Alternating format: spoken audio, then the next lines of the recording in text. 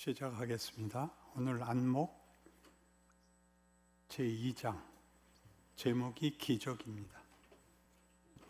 첫 장을 넘기시면 이사야 7장.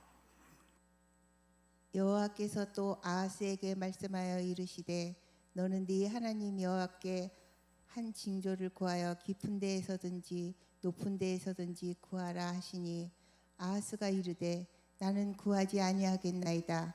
나는 여호와를 시험하지 아니하겠나이다 한지라.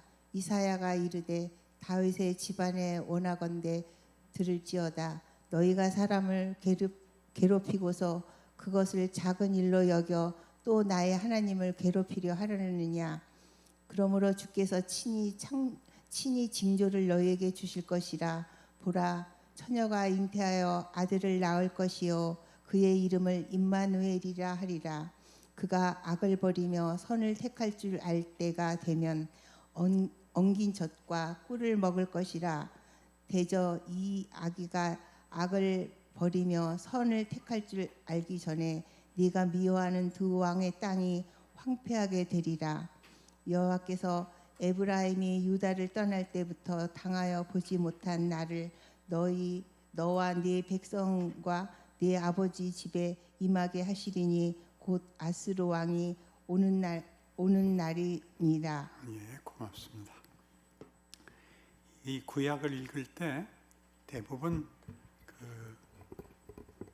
구약이라는 시대, 역사적 배경을 이제 제대로 이해하지 못하면 그 사건에서 윤리 도덕적 답을 찾아내려고 합니다. 그래서 여러분 매일 성경이나 큐티 같은 것이 한국 교회 수준에서는 그 진정한 내용을 알아먹는데 오히려 방해가 되고 있습니다. 이 말 안 듣는 거 봐라. 순종했더니 어떻게 되는가 봐라. 이런 식의 이분법만 쓰고 있지. 지금 여기도 이제 아하스 왕 때, 유다 왕 아하스 때 아수르가 아람이 쳐들어오고 아수르가 쳐들어오고 북왕국 이스라엘이 쳐들어오고 하는 것으로 이제 사면이 적이고 그 현실에 매우 고단한 역사적 배경을 갖고 있습니다. 그때 이 아하스라는 왕이 하도 급하니까 아수르 왕에게 조공을 드리고 북왕국이 쳐들어온 것을 막아달라 그래가지고 살아난 적이 있고, 또 그때 아수르 왕에게 조공을 바치러 갔다가 그들이 섬기는 우상 제단을 보고 와서 성전의 제단을 헐고 그 제단으로 바꿔버리는 일까지 벌입니다. 그럼 여러분 먼저 생각할 때, 아니 유다 왕인데 이스라엘의 정통 역사 속에 있는 왕이 성전 제단을 치우고 그 제단을 갖다 쌓고 이게 말이 돼? 이렇게 금방 그 말을 하실 텐데, 왜 아하스가 그랬느냐? 주변의 적들에게 늘 시달리는 거예요. 늘 시달리는데 하나님께는 암만 기도해도 답을 안 주니까 자기네를 이긴 나라의 신을 섬기기로 한 거예요. 우리가 전쟁을 하는데 한쪽은 칼을 들고 나오고 한쪽은 총을 들고 나왔으면 당연히 무기를 바꾸겠죠. 칼 버리고 총을 우리도 가지겠죠. 그런 식으로 이스라엘 역사 속에서는 끊임없이 하나님이 현실적인 요구에 답하지 않는 바람에 하나님 아닌 다른 신, 전쟁의 신, 승자의 신을 섬길 수밖에 없었다라고 역사적 기록을 남기고 있습니다. 그럼 하나님이 그런 역사를 뒤집으실 때에 이스라엘의 회복, 이스라엘의 회개를 요구하는 것은 당연한 일이지만, 오늘 보는 식으로 얘기하자면 아하스에게 말하기를 너 이렇게 이방 우상 섬기지 말고 내 뜻을 지켜라. 내가 너희를 지킨다. 못 믿겠거든 징조를 구해라. 그게 무슨 뜻이에요? 못 믿겠거든 징조를 달래라. 그러니까 무슨 말이에요? 못 믿을 만큼 하나님이 제때 답을 안 하셨단 말이에요. 아, 이거 정말 1억이에요? 알아듣겠어요? 아하스는 왜 이렇게 못나게 굴어? 그동안 울고불고 빌 때 아무 도움도 안 주셨다가 이제 와서 무슨 뚱딴지 같이 이렇게 됐단 말이에요. 이해가 좀 되세요? 여러분 살다가 예수 믿으면서 제일 고단한 일이 뭔지 아세요? 예수를 믿었으면 특혜가 있어야 되는데 내가 기대하는 특혜가 없어요. 안 그래요? 특혜를 입는 게 아니라 훨씬 현실에 깊이 처박힙니다. 뭘 먼저 보게 하냐면 여러분 아이들 갓난아기에서 벗어나서 말 알아듣기 시작했을 때 제일 먼저 가르치는 게 뭐냐 하면 칼 손대면 안 된다.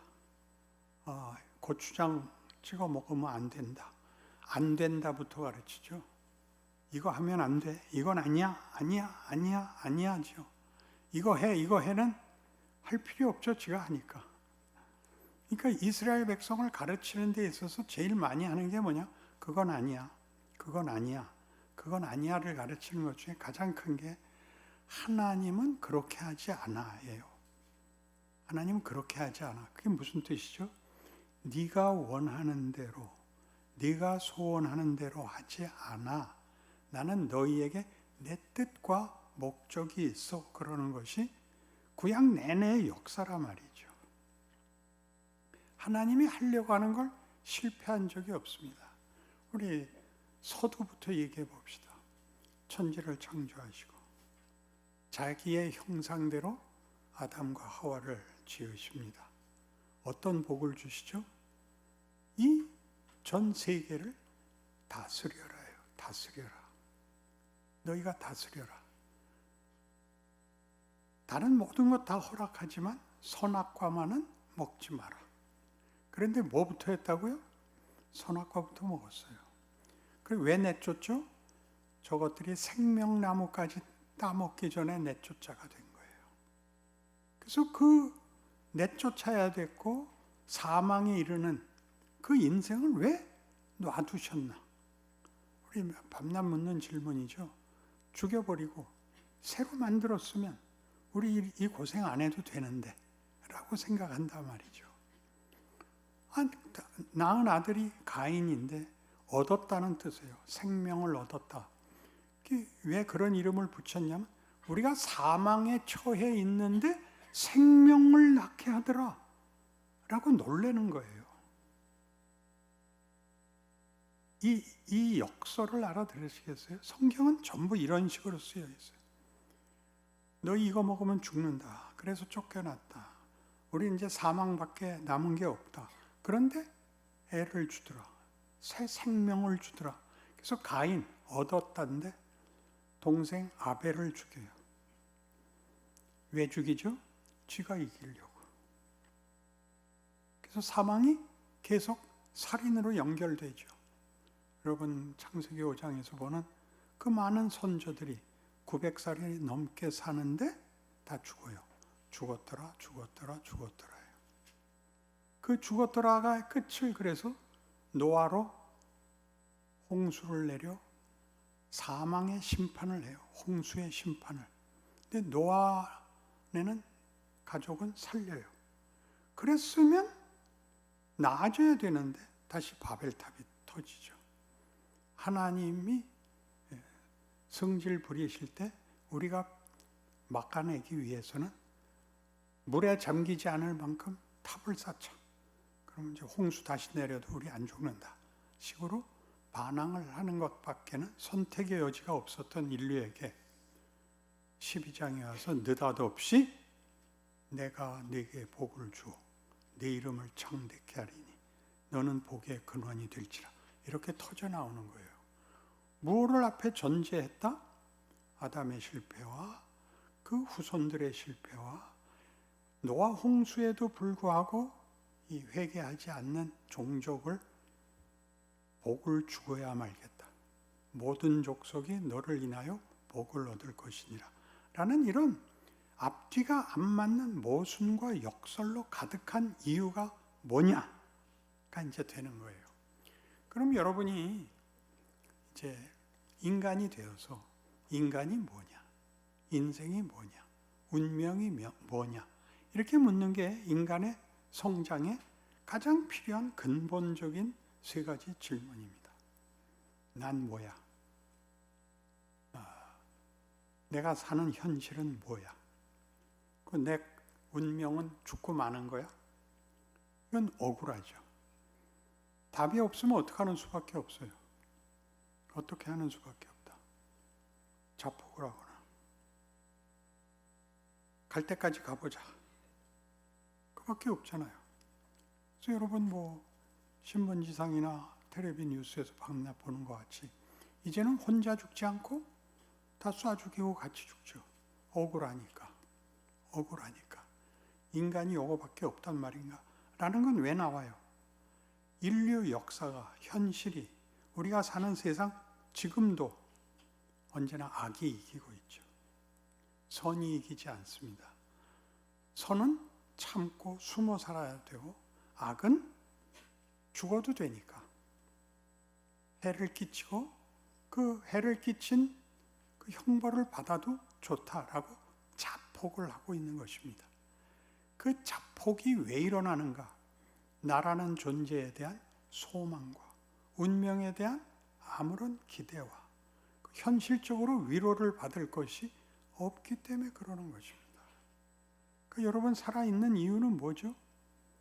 죽을 자신은 없기 때문입니다. 결국 죽을 거지만 땡겨서 죽기는 싫죠. 참혹하고. 그럼 어떻게 살죠? 체념하고 살 수밖에 없습니다. 그것이 지금 한국 교회에서도 예수를 믿으면 이 세 가지 질문에 답이 있느냐라고 맨 처음 가르쳐 줘야 됩니다. 나는 뭐냐? 나는 뭡니까?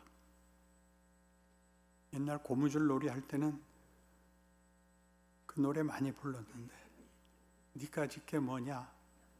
하나님의 딸이다. 요새는 안 하는군요. 세대가 변해서. 가위바위보 하면서 그랬어요. 니가 짓게 뭐냐? 하나님의 딸이다. 기독교가 그렇게 우세했던 이유는 전쟁 직후 5, 60년대에 기독교밖에 운명에 대한 소망이 없었기 때문에 예수를 믿는 걸로 답이 됐어요. 그런데 문명이 발달하고 문화가 생기고 가치와 다양함이 들어오자 죽고 천국 가는 건 그나마 믿겠는데 현실이 이런 건 못 참겠다가 된 거예요. 그래서 우리가 한참 그 순교 시대를 지나와서 옛날 사람 얘기들만 하다가 현실에 대한 어떤 아무런 희망이 없어서 쩔쩔맬 때 하나님이 터뜨려 주신 것이 부흥입니다. 부흥 시대, 성령의 은사 시대. 그때 무엇을 확인했냐면 하나님이 살아계시다. 하나님의 약속은 진실하시다. 하나님이 나에게 대해서 그 확신을 주신다. 그래서 그때 그 암호명이었어요. 구원의 확신이 있느냐? 그게 질문이었습니다. 아무나 붙잡고 구원의 확신이 있으십니까? 난 거꾸로 물었죠. 넌 있냐? 있다. 그 확신이 뭔데? 오늘 죽어도 눈을 뜨면 천국이다. 내일 하나님이 안 부르면 내일은 뭐 할 건데? 넌 왜 그따위 질문을 하냐? 이렇게 충돌을 했던 겁니다. 저는 오늘이 뭔지를 알고 싶었던 거죠. 나는 뭐냐? 기독교는 하나님이 자기의 형상으로 만든 귀한 자식이다. 그러니까 인간의 존재론과 정체성은 하나님을 근거하지 않으면 성립이 안 된다를 알게 됩니다. 그러니까 거기에는 내가 혼자 자유롭게 나는 나다 이렇게 얘기하는 게 전부일 수 있었으면 좋겠는데 나는 나다가 아니라 하나님을 전제하지 않고는 나라는 건 존재가 없는 것이고, 물론 가치도 없고 본문도 있을 수 없다. 이렇게 말하는 것이 기독교인 것입니다. 그럼 우리 운명은 누가 책임지냐? 낳은 부모가 책임진다. 부모가 포기하는 자식은 없다. 운명이에요. 그럼 좋다. 하나님이 날 만드셨고 내가 죽어도 천국에서 깨어난다고 하신 거 믿겠다. 근데 왜 현실은 이거냐? 현실은 뭔데요? 여러분들이 원하는 걸 하나님이 안 들어주세요. 공부 잘하고 싶은데 안 되고, 건강하고 싶은데 안 되고, 남들에게 호감을 받고 싶은데 안 되는 게 현실입니다. 왜 이렇게 만들어 주셨는지, 왜 이런 집에 태어나게 하셨는지, 왜 이 시대를 살아야 되는지 답이 없습니다. 그래서 어떻게 해본다고요? 살살 도망가는 수밖에 없게 됐죠. 그리고 이 구차는 질문을 안 하기 시작한 것입니다. 이렇게 우리한테 현실적인 지금 필요한 즉답을 피하시고 하나님이 답을 주시는 방법이 뭔가, 왜 그렇게 하는가를 구약에서 실컷 보여줍니다. 그게 지금 오늘 읽은 이사야 지금 7장에 있는 뭐죠?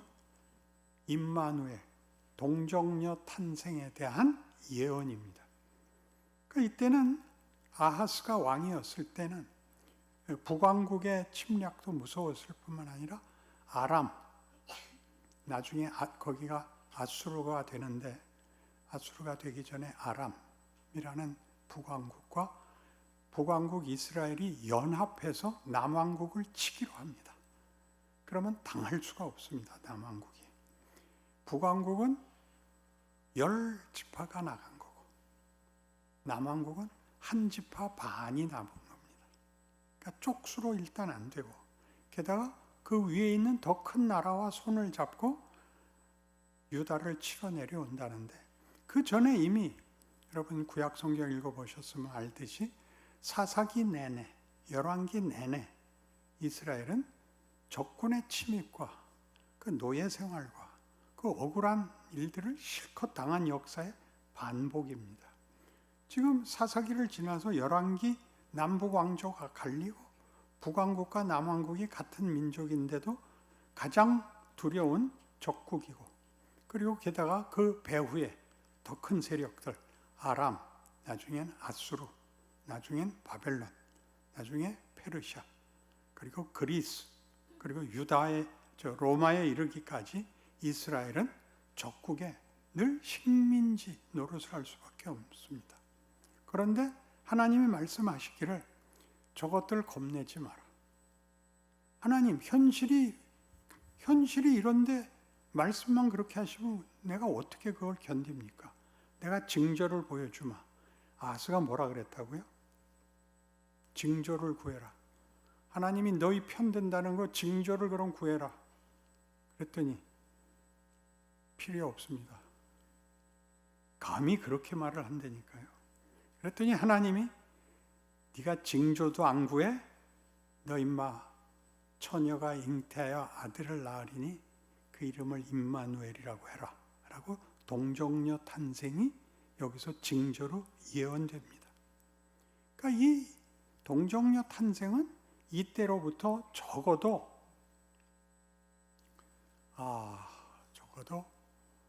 1000년 이상 뒤에 예수님 오신 때가 로마의 속국일 때 신약 시작에 오시고, 이 아하스는 기원전 500년쯤 되는 자리에 있었던 사람인데 거기에 임마누엘을 징조로 줍니다. 그래서 이때의 징조는 어떤 현실적 징조였냐면, 아하스도 알만한 궁중의 어떤 처녀, 궁중의 어떤 황족의 누구, 그 처녀가 시집을 가고 시집 가서 애를 낳고 그 애가 자라서 선악을 구별할 때쯤 되면, 몇 살쯤 되면 선악을 구별하나요? 12살?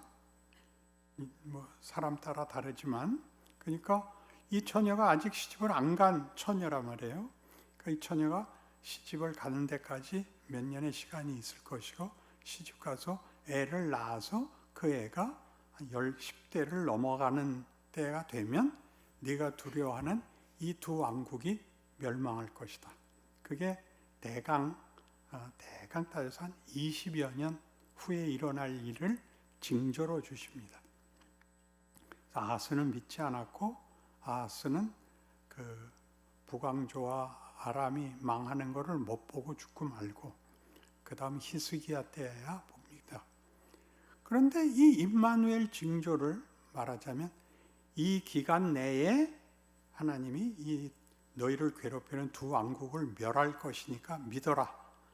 그 징조를 처녀가 아이를 낳아서 애가 10여 살 될 때쯤 이 일이 벌어질 것이다 라고 했던 시간적, 역사적 징조가 신약에 오자 처녀가 애를 낳는 동정녀 사건이 됩니다. 동정녀 사건이란 건 아시다시피 결혼하지 않은 여자가 혼자 성령에 의하여 애를 베고 그 아이를 낳아서 천사가 와서 그 이름을 예수라고 져라. 예수란 구원자라는 뜻입니다. 그는 메시아고, 히브리어로는 메시아고, 우리 영어로는 세이버고, 우리말로는 구주고, 그렇습니다. 그렇게 동정녀 탄생으로 예수가 오시게 되는 이런 시간의 역순, 그리고 우리가 이해한 시간과 일이 벌어지는 사건과의 비교할 수 없는 어떤 모순, 늘 그 나이가 돼야 날 수 있는 조건이 완결히 전제돼야 낳을 아이를 그 조건 없이 낳을 수 있다. 여러분이 못 알아들으니까 내가 이렇게 얘기할게요. 예수 안 믿어도 구원받을 수 있다. 너 기어코 믿고야 말 거니까. 그러면 좀 이해가 되죠? 그 전에 와서 그렇게 말하면 나 죽어도 안 믿어. 근데 죽어도 안 믿는 게 어디 있어요? 나중에 믿게 되지. 근데 언제 말했다고? 내가 믿을 생각도 안 했을 때 와서 그 말을 한 것 같이 지금 하고 있다는 거죠. 그러면 무슨 문제가 생기나요? 예수를 믿는다는 게 뭐가 되나요? 믿음의 결과가 아니고, 믿음의 보상이 아니고, 믿음이라는 말이 하나님의 의지라는 게 되는 거예요. 이 임마누엘 이 사건을 보면 너무 분명해요. 로마서 1장부터 펴십시오. 로마서 1장 16절 보시면, 내가 복음을 부끄러워하지 아니하노니 이 복음은 모든 믿는 자에게 구원을 주시는 하나님의 능력이 됨이라. 먼저는 유대인에게요, 그리고 헬라인에게로다. 복음에는 하나님의 의가 나타나서 믿음으로 믿음에 이르게 하나니, 기록된 바 오직 의인은 믿음으로 말미암아 살리라 함과 같으니라. 그 믿음, 그러면 신뢰라는 단어가 떠오를 것이고, 그것은 내 결심이죠. 그리고 상대방이 믿을만하냐 믿을만하지 않느냐 또 조건이지만, 그것을 내가 믿을 것이냐 말 것이냐는 내 거죠. 근데 여기서 믿음은 그런 정도가 아니라 얼마나 믿을만한지 너희에게 믿음을 만들어내고 말겠다라는 게 복음이라는 거죠. 얼마나 믿을만한지 너희가 안 믿어도 믿게 만들겠다. 그러니까 임마누엘의 그 동정녀 탄생의 징조에서 본 것 같은 역설을 대입하면 너 안 믿어도 믿는 거다. 이 말 잘못하면 이단으로 몰려요. 성경의 수사학을 다 몰라서 그래요. 예수가 언제 죽냐면요, 로마서 5장 8절에 우리가 아직 죄인 되었을 때에 그리스도께서 우리를 위하여 죽으심으로 하나님께서 우리에 대한 자기의 사랑을 확증하셨느니라. 언제 죽었다고요? 죄인 되었을 때가 무슨 말이죠? 예수를 모를 때, 당연히 믿을 수도 없었을 때 예수가 죽어요. 죽는다는 건 할 수 있는 일의 끝장 아니에요? 더 이상 필요 없다 아니에요? 너희는 다 내 거다 라고 얘기한 거죠. 예수의 죽음은. 안 그래요? 자, 그러면 우리가 다시 로마서 3장으로 돌아와서 여러 번 반복하는 거지만 반복할 때마다 이렇게 뭐가 더 붙어요. 19절부터 볼게요. 우리가 알거니와 무릇 율법이 말하는 바는 율법 아래 있는 자들에게 말하는 것이니 이는 모든 입을 막고 온 세상으로 하나님의 심판 아래 있게 하려 함이라. 그러므로 율법의 행위로 그의 앞에 의롭다 하심을 얻을 육체가 없나니 율법으로는 죄를 깨달음이니라. 그러니까 율법으로는 죄를 깨닫는다, 예수로 구원을 얻는다를 대비시키는 이유가 뭐냐 하면 율법은 잘하면 어떻게 하겠다는 거예요. 율법을 지키면 무슨 상을 준대요? 율법은 그게 없어요. 법을 지키면 상이 없어요. 법을 어기면 벌을 받아야 돼요. 법의 기능은 우리가 틀리고 우리가 잘못된 것을 자꾸 늘어지지 잘하는 것을 제시하거나 돕지 않아요. 그럼 왜 하나님이 법을 먼저 줬느냐? 너희가 이 법을 지킬 수 없듯이 내가 만들려고 하는 것을 너희가 만들어낼 수 없다. 구약 내내 그 설명을 하는 거예요. 근데 우리는 내가 만들려고 하지 않고 아버지의 뜻대로 하려고 한 거예요 라고 우기는데, 아버지의 뜻대로 하려고 하는 것은 도덕성이나 치성이 아니라고요. 그런 거 많이 남아있죠.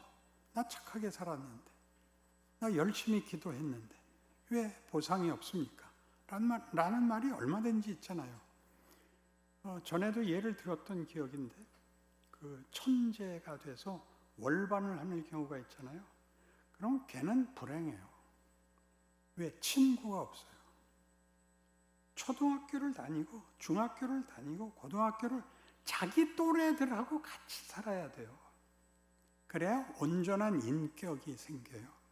천재는 한 가지 일에만 뻗어나온 높은 가지같이 되고 말잖아요. 하나님이 우리를 왜 이 세상 속에 몰아넣고 죄와 사망이 왕노릇하는 곳에서 살게 하시는가? 일단 뭐가 나쁜 짓인가? 무엇은 아닌가? 해서 나중에 어디까지 오게 한다고요? 난 뭐야? 까지 오게 하는 거예요. 열심히 살아서 뭐해? 저놈들이 다 뺏어 먹는데. 난 정직해갖고 손해만 봤어. 그런 세상 속에서 하나님을 알고 예수를 안다는 것은 하나님이 우리를 뭘 만들려고 하고 그걸 어떻게 만들려고 하는가에 대한 신뢰가, 순종이 예수를 믿는다예요. 믿는다가 답을 주는 것이 아니라, 내가 만들려고 하는 것이 아니라 하나님이 만들려고 하는 것을 만들려고 하나님이 그 아들까지 십자가에 잡았다. 그게 유일한 증거인 거예요. 역사적 증거. 그리고 그 다음 증거들은 뭐냐 하면 예수 믿는 사람의 다른 것이에요. 그 시대에 예수 믿는 사람들, 사실은 교회가 가장 크게 그 책임이에요. 교회가 교회 노릇을 해야 돼요. 교회는 그의 몸이니 만물 안에서 만물을 충만케 하시는 이의 충만이니라. 그게 교회인데, 실제로 교회는 이 충만에 간 교회가 드뭅니다. 우리가 순교도 해봤고 그때도 충만이고, 부흥 시대의 감동도 있어요. 그것도 충만이지만, 지금 보시면 교회는 멋진 교회가 있기보다 다니시는 여러분들이 실망하시는 그런 교회고, 신자로서의 여러분 스스로의 평가도 나는 정말 빛이고 진리고 생명이야 라고 말을 할 수 없게 묻혀서 살 수밖에 없는 게 현실이라는 것을 지금 끌어안고 있습니다. 왜 그런 식으로 일을 하시는가? 율법이 뭘 말하고 싶다고요? 네가 만들고 싶은 것과 네가 소원하는 것이 하나님의 목적이 아니고 본문이 아니고, 울고 불고 이게 뭡니까 이게 뭡니까가 일을 한다. 그러니 따라와라 라고 말하는 것이 역사요, 약속이요, 증거로서 예수가 오신 것이요, 그가 다시 오실 것을 너희의 운명으로 내가 예수를 십자가에 못 박음으로 증거로 삼고 있다. 그러니 너희 목걸이만 달고 다니지 말고 목숨을 걸어라 이렇게 얘기하는 겁니다. 목숨을 걸어라는 장렬하라는 얘기가 아닙니다. 숨 죽이고 살아라. 살아서 커라. 뭐 다른 사람 간증 요구할 수 없으니까 제 간증을 하면, 나는 3대째 믿는 가정에서 태어났고 모태신앙이고, 그러나 교회에서 하는 설교와 성경을 읽은 것 갖고는 도무지 나라는 존재와 현실에 대해서 납득이 안 돼서 죽을 결심까지 했었습니다. 하나님이, 내가 물었던 질문은 이겁니다. 그러니까 하나님, 나라는 존재의 운명을 나보고 지려는 겁니까? 하나님이 지겠다는 겁니까? 그 질문 받는데 10년쯤 걸렸습니다. 딱 한마디 하셨어요. 내가 책임진다. 그런데 말을 안 하세요. 그 다음은 또 내비두셔서, 내가 신학교 간다니까 우리 아버지가, 너 신학교 가면 난 이북으로 돌아간다 그러셨어요.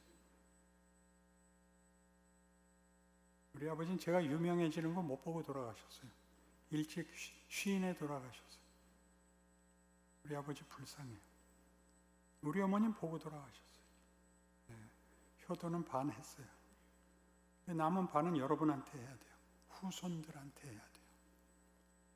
그래서 이제 법이 한 일, 부정하고 정죄하는 게 다지 잘하게 만드는 역할은 전혀 없는 율법 외를 다음을 얘기합니다. 21절.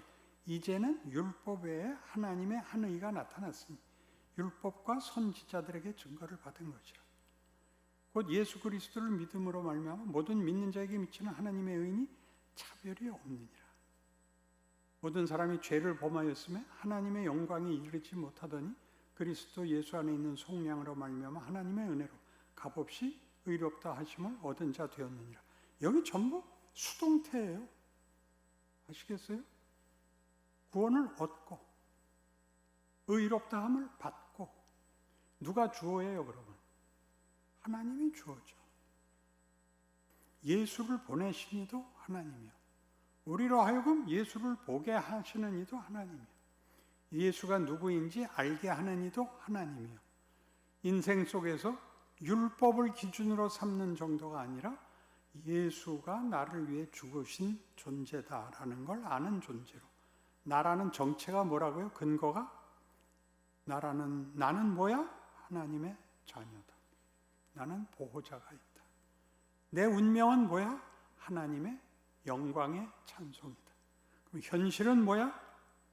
예수가 성육신하여 하나님이 누구시고 내가 누군가를 보인 것 같이 나로 하여금 나 되게 하는 시간을 하나님이 도전과 위협과 시험 속에서 만들어내는 과정이다 라는 것이 현실인 것입니다.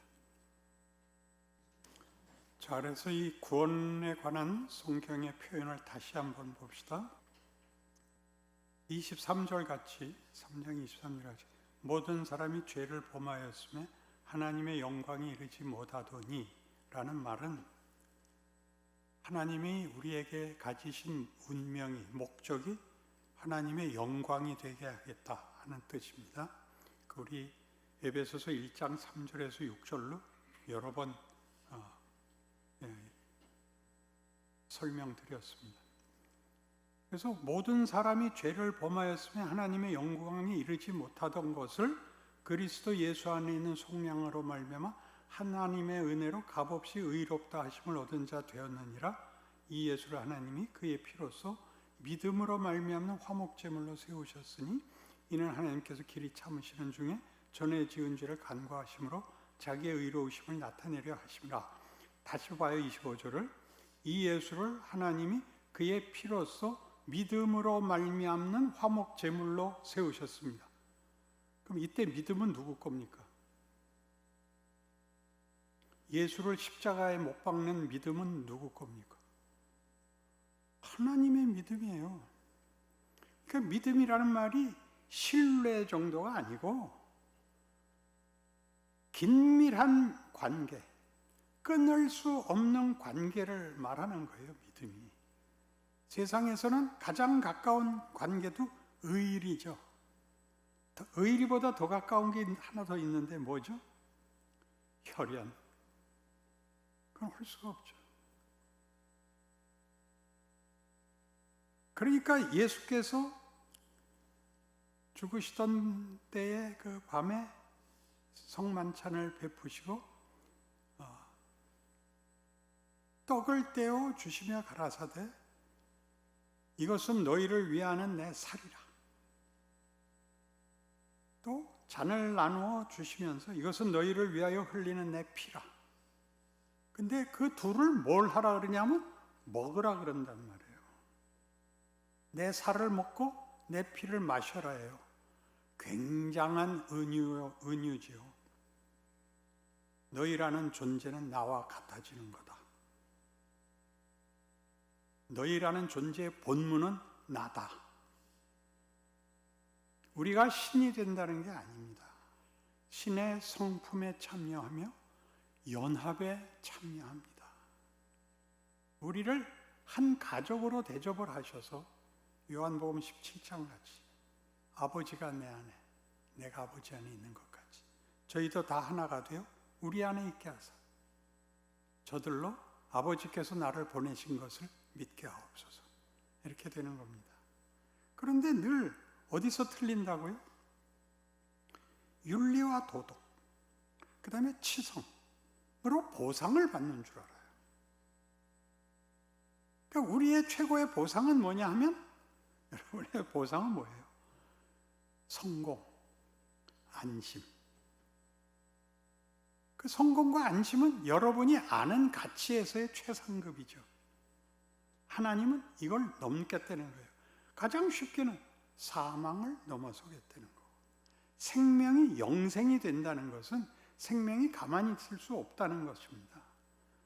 교회는 그의 몸이니 만물 안에서 만물을 충만케 하시는 이의 충만이니라.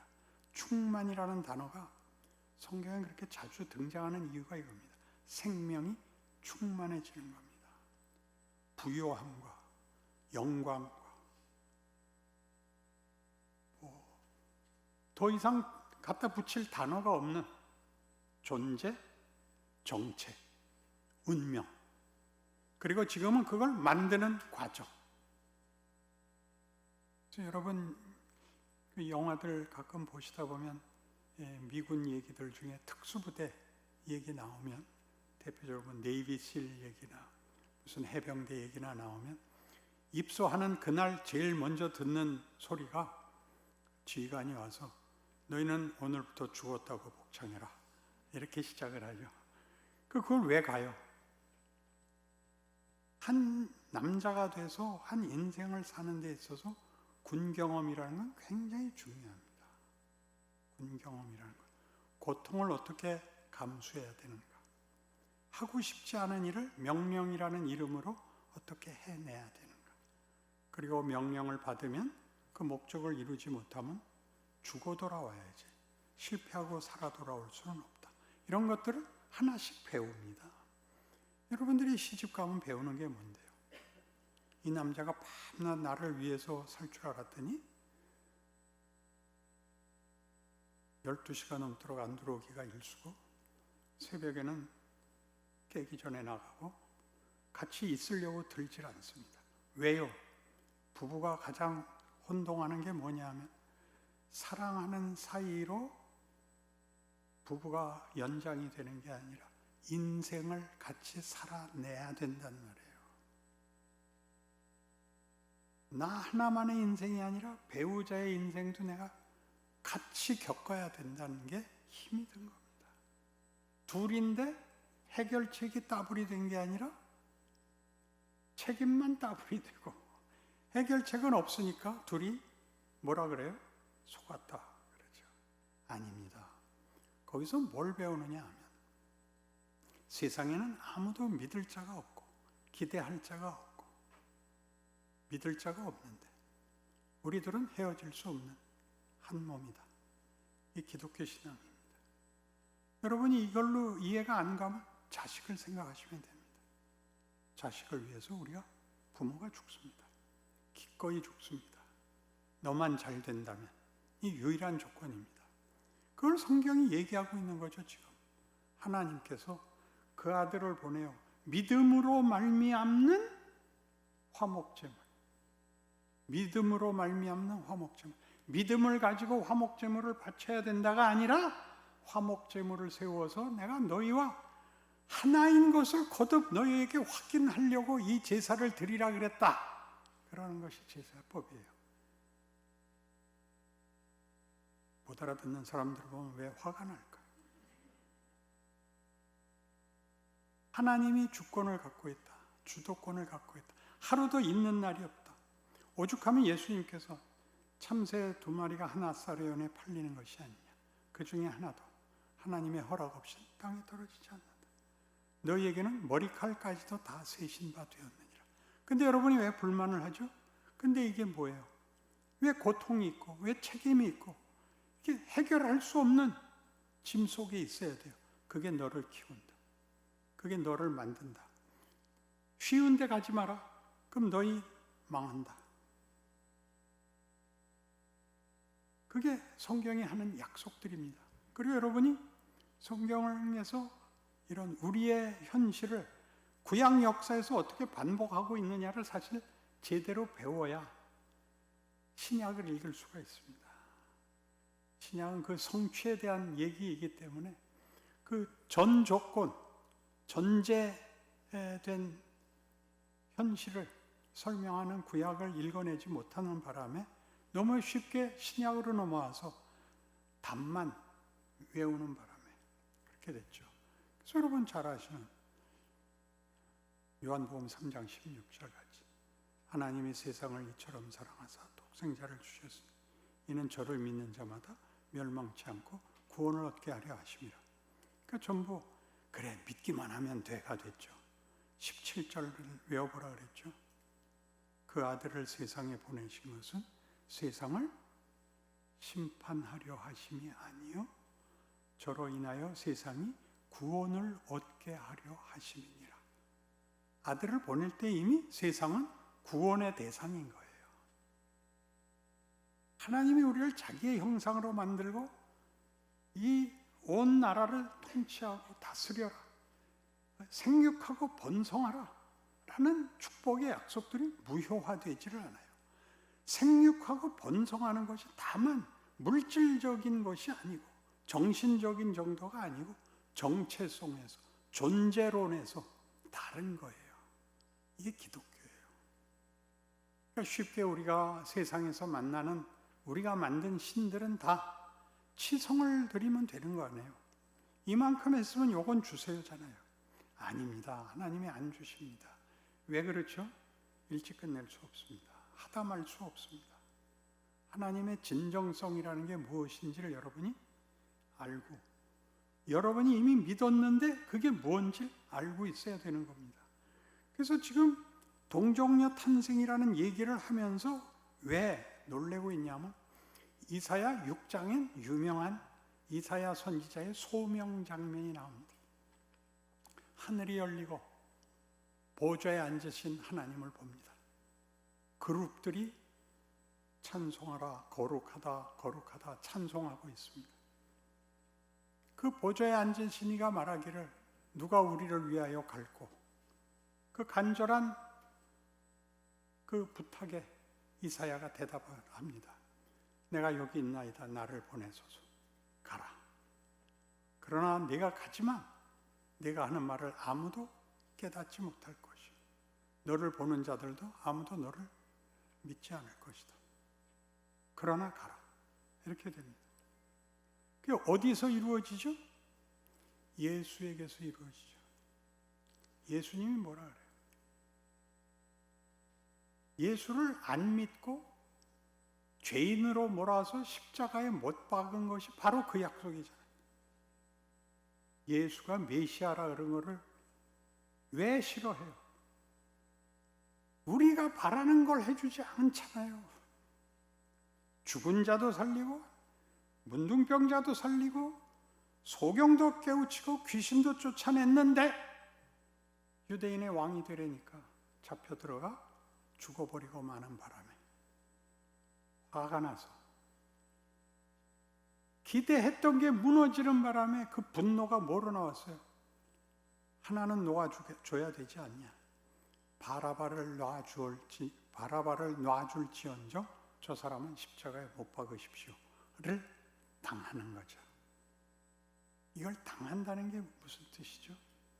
빌립보서 2장 5절 이하에서는 예수 그리스도의 순종과 죽으심으로 인하여 하나님께서 예수 앞에 모든 무릎을 꿇게 하사 자신의 영광을 나타내셨다라고 얘기합니다. 하나님의 영광이 뭘로 나타났다고요? 자기 아들을 죽이는 자리까지 들어오는 것으로. 히브리서 5장 8절 자주 인용하는 거 외우셔야죠. 그가 아들이시라도 받으신 고난으로 순종함을 배워서 온전하게 되셨답니다. 신이 부족한 것이 뭐가 있어서 뭔가를 더 떼어야 될 것, 온전해지기 위해서 뭐가 필요했다고요? 우리를 납득시키는 일을, 우리를 결과시키는 일을 죽음의 자리까지 쫓아 들어와서 인류가 실패한 사망을 거기까지 따라 들어와서 계시록에 나오는 예수의 모습은 어린 양이며 사망과 음부의 열쇠를 진 자가 되죠. 그래서 기독교는 구원하자는 종교, 이렇게 얘기하면 너무 시시한 겁니다.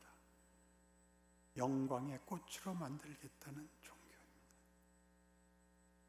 구원은 시작입니다.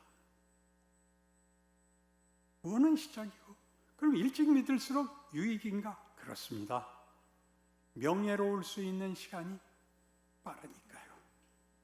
그런데 늦게 믿어도 명예롭게 살지 못한 모든 것에 대하여 환갑이 지나면 깨우침을 가집니다. 인생은 그렇게 사는 게 아니었어. 이거 하나면 충분합니다. 이제라도 마지막이라도 내가 정말 멋진 인생 살겠어. 빼앗는 인생, 싸우는 인생, 비난하고 정죄하는 건 이제 내 입에서 안 나가. 난 위로하겠어. 나누어 주겠어. 섬길 수 있어. 그렇게 마음과 생각과 표현과 의지가 드러나게 되는 것입니다. 알아듣는다, 못 알아듣는다. 알아듣지만 뒀다 하려고 그런다. 지금부터 하세요. 내가 그런 얘기했죠. 하루에 한 번이라도 하라. 좋은 말. 하나님 사랑, 이웃 사랑이 이웃이 누구라 그랬죠? 매일 만나는 사람. 매일 만나는 사람에게 좋은 말 하세요.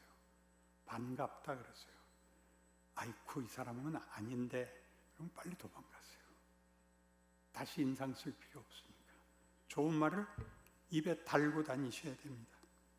그래서 이 우리 책에도 이 67페이지에 66페이지 로마서 5장 얘기를 하죠. 이 현실이 하는 일이 무엇인가? 현실이 왜 고난인가? 거기 5장 1절에서 6절까지 있습니다. 제가 마이크 갖고 있으니까 제가 알죠. 그러므로 우리가 믿음으로 의롭다 하심을 받았으니 우리 주 예수 그리스도로 말미암아 하나님과 화평을 누리자. 또한 그로 말미암아 우리가 믿음으로 서 있는 이 은혜에 들어감을 얻었으며 하나님의 영광을 바라고 즐거워하느니라. 다만 이뿐 아니라 우리가 환난 중에도 즐거워하나니 이는 환난은 인내를, 인내는 연단을, 연단은 소망을 이루는 줄 알미로다. 소망이 우리를 부끄럽게 하지 아니하면 우리에게 주신 성령으로 말미암아 하나님의 사랑이 우리 마음에 부은 바 됨이니 우리가 아직 연약할 때 기약되어 그리스도께서 경건하지 않은 자를 위하여 죽으셨도다. 우리의 운명을 뭐가 확인했다고요? 예수가 확인합니다. 그런데 2절에 우리가 믿음으로 서 있는 이 은혜에 들어감을 얻었으며 하나님의 영광을 바라고 즐거워하는데 이뿐 아니라 환난 중에도 즐거워합니다. 왜 환난이 필요하다고 되어 있죠? 인내를, 연단을, 소망을 이룬답니다. 소망은 그러니까 결론입니다. 결과물. 여러분이 어디까지 가야 되느냐? 하나님이 목적한 목적물이 되어야 되는 겁니다. 우리를 누구같이 만들겠다고요? 우리의 아버지가 되어서 우리 보고 당신을 아버지라 부르랍니다. 우리 세상에서도 그러죠. 네 아버지가 누구냐? 그럴 때는 더 이상 직접 말하기 싫은 게 있는 거죠. 그렇죠? 아버지까지 들먹였을 때는 창피한 줄 알아야죠. 그러니까 성경에서는 아버지를 들먹이는 이유가 아버지의 목적, 의지, 그 발현된 증거가 십자가 이렇게 드러나고 오늘 우리가 예수 믿는 거 드러납니다. 여러분 생각엔 여러분이 잘 믿는다, 잘못 믿는다가 이렇게 어떤 행위로, 실천으로 그 정도를 보게 마련인데 그걸 못한 걸 아쉬워하는 것도 실력입니다. 실력이 없으면요 아쉬워하지도 않습니다. 부끄러워하지도 않습니다. 당연시합니다.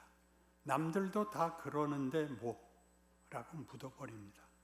그러지 않게 성령님이 우리를 볶으십니다. 그것이 우리가 사는 인생 속에서 만나는 기적입니다. 나를 내버려 두지 않는다는 것. 동정녀 탄생이라는 것이 원인과 이유 없이 애를 어떻게 낳는단 말인가. 그러나 그게 역사 속에서 약속됐던 징조였던 거죠. 정말 약 20여 년 후에 저 나라들이 멸망한다가 역사에서 일어났던 그 징조가 지금은 처녀가 애를 낳음으로써 우리 보고 내가 이건 도저히 만들 수 없다고 생각하는 모든 소원들을 하나님이 그 이상으로 만들고야 만다고 하는 징조니라, 증거니라, 약속이니라, 하나님의 의지니라 이렇게 말하는 것입니다. 그래서 이 제2장의 제목이 뭐라고요? 기적이죠. 기적이죠. 우리가 예수 믿는 게 기적입니다. 안 믿을 이유가 너무나 많습니다. 현실적으로 믿어서 혜택을 받는 게 없습니다. 놀림이나 당하죠. 너 교회 나간다며? 그렇게 놀리죠. 뭐라고 대답해야 될까요? 너 교회 나가? 그러면 이렇게 대답해서 넌 몰라도 돼.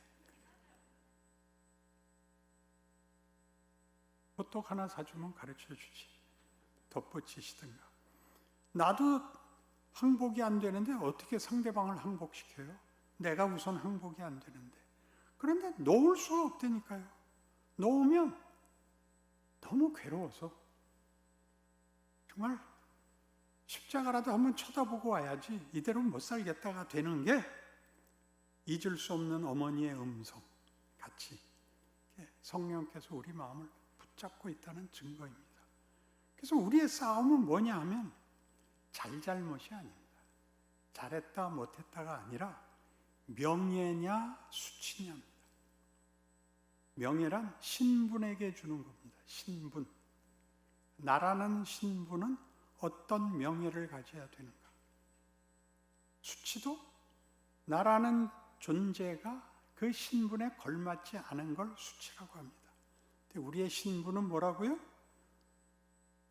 하나님의 자녀이며 예수가 친구라고 불러준 존재입니다. 너희는 종이 아니고 내 친구들이다. 그래서 기독교는요, 다른 엉터리 무속신앙들보다 훨씬 납득이 안 가요. 무속신앙은 납득이 가잖아요. 잘한 대로 준다니까. 그러니까 거긴 어디까지 갈 수 있는 거예요? 잘하는 데까지 간다는 거고. 우리는 그걸 넘어선다는 거고, 거기가 성경 속에, 역사 속에 얽혀 있는 걸 보게 되고, 우리의 인생 속에서도 이게 얽혀서 여러분을 뭘 만드나 보세요. 괜히 믿었나 보다가 문득 생각이 나요. 이럴 줄 알았으면 죽기 5분 전에 믿을 걸. 믿는 자답게 영 못 살겠고, 안 믿을 순 없고, 어떻게 해야 될지 모르겠는 거. 욥이 최고의 의인인데 사탄이 와서 하나님께, 사탄은 고소자예요, 고소자. 그러니까 넌 또 어딜 그렇게 돌아다니다 왔니? 그러니까 하나님, 제가 괜히 돌아다녔겠어요? 욥을 봐라. 저렇게 신실한 사람도 있는데 넌 왜 밤낮 나쁜 놈만 지적하고 다니니? 하나님이 잘해 주시니까 잘하죠. 그럼 잘못해 주면 그럼 어떻게 되나 한번 보세요. 좋아. 그래서 이제 처음에 어떻게 되죠? 자식들이 죽고 하루아침에 재산 다 뺏기고 다 망하죠. 그러나 욥이 항복하지 않고 믿음을 버리지 않고 주신 이도 하나님이시오 가져가시는 이도 하나님이시다. 내가 범죄하지 않겠습니다. 봐라, 지켰지 않냐? 그거 갖고는 안 됩니다. 몸을 치셔야 됩니다. 좋다. 생명은 못 건드린다. 들어오죠. 머리끝에서 발끝까지 성한 데가 하나도 없이 아파서 기와장으로 몸을 긁고 견디다 못해서 튀어나온 게 뭐죠? 나 죽어버리겠습니다. 나 죽어버리면 하나님 누구 데리고 놀 거예요? 나 억울해서 죽겠습니다. 그러니까 억울하잖아요, 정말. 그러니까 다음에 무슨 시비를 걸어요? 하나님은 도대체 누구십니까?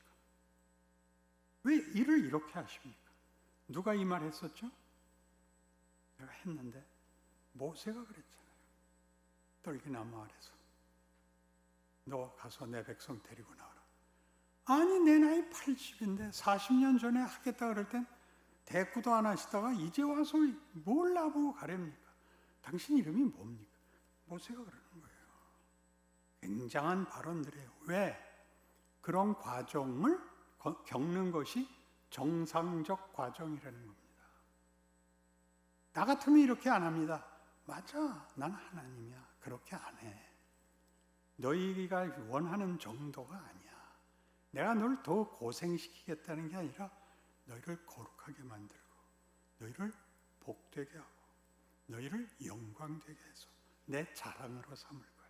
그렇게 말하는 것이 구원이고, 우리가 성경에서 만나는 어찌 보면 모순 같은 것들입니다. 요한복음 14장에서 예수님이 이런 말씀을 하시죠. 빌립이 묻습니다. 선생님, 아버지를 보여주옵소서. 왜 그 말이 나왔다고요? 예수님이 죽은 자도 살리시고 바다도 잠잠케 하시고 뭐 다 잘 하시는데, 그런 거 말고 로마를 확 엎고 이스라엘을 새로 승리케 해줘야 되는데 그건 전혀 안 하시거든요. 그러니까 그냥 선지자인가 보다. 그래서 아버지를, 하나님 아버지는 그거 하실 텐데 당신은 거기까지는 아니시군요. 그러니까 예수의 대답이 뭐였습니까? 나를 본 자는 아버지를 보았거늘입니다. 예수가 뭔데요? 이제 죽을 건데 베드로가 뭐라고 항의했죠? 못 죽습니다. 뭐라고 꾸중당하죠? 사탄합니다. 네가 하나님의 일은 생각지 아니하고 도리어 사람의 일을 생각하는도다 하시고, 뭐라 그래요? 아무든지 나를 따르려거든 자기를 부인하고 자기 십자가를 지고 나를 쫓을지니라. 이때 자기 부인은 뭐죠? 자기의 소원, 자기의 만족을 꺾으세요. 넘어가야 됩니다. 그 다음에 십자가는 뭡니까? 거기 가려면 쉽지 않은 과정을 가야 됩니다. 여러분의 인생의 어려움을 억울하다고 생각지 마시고 거기서 무엇을 배우실 것인지를, 여러분들에게 제일 필요한 건 아까 로마서 5장에도 나온 것 같이 믿음은 인내는 연단은 소망을, 인내라는 걸 배운다는 것은 혹하지 않고 끌어안고 감수하고 가는 걸 인내라 그러고, 연단이란 그걸로 단련된 실력이 생긴 것을 연단이라 합니다. 단은 1000번의 훈련이고 련은 10,000번의 훈련입니다. 단련이라는 말의 한문의 뜻이 그렇습니다. 그래서 예수를 죽인 사건이 왜 이제 동정녀 탄생과 연결해서 우리에게 큰 믿음에 중요한 이해를 주느냐 하면, 그때는 다만 요 시간 안에 저 두 왕국이 망한다로 하나님의 일하심이 역사 속에서 드러나는 걸 보여주신 것을 그 전에 징조로 줬던 것 같이, 시간 전에 결과를 먼저 알린 것 같이, 시집 가지 않은 처녀가 애를 낳음으로써 아직 원인과 조건이 만족되어 있지 않은 상태에서 하나님이 그의 결과를 만들기 위하여 일을 하고 있다. 잊지 마라. 그러는 게 동정녀 탄생이에요. 처녀가 애를 낳은 것이 물론 기적입니다만 그 기적에 담긴 뜻은 이거란 말이죠. 내가 너희를 창조한 것 같이 구원하기로 내가 창조주로서의 책임을 포기 안 했다는 것을 너희에게 확인시키고, 그리고 기어코 이루어내고야 말겠다라는 의지를 봐라가 예수를 십자가에 못 박는 것입니다. 감동도 안 하시고 아멘도 안 하시고 정신이 하나도 없고. 그래서 여러분, 제일 고단한 것이, 예수를 믿은 것이 내 예상과 다른 현실을 준다는 것, 이해할 수 없는 현실과 조건 속에 있어야 한다는 것을 여러분이 감수하셔야 됩니다. 거긴 다른 해법이 없습니다. 기도에서 응답받는 것은 어렸을 때만 됩니다. 애가 울면 그건 들어주지만 어른이 울면 다 도망갑니다. 누가 도와줄 수가 없습니다. 자기가 져야 되는 것입니다. 그래서 제가 어디에서 대담집에 이렇게 써놓은 데가 있어서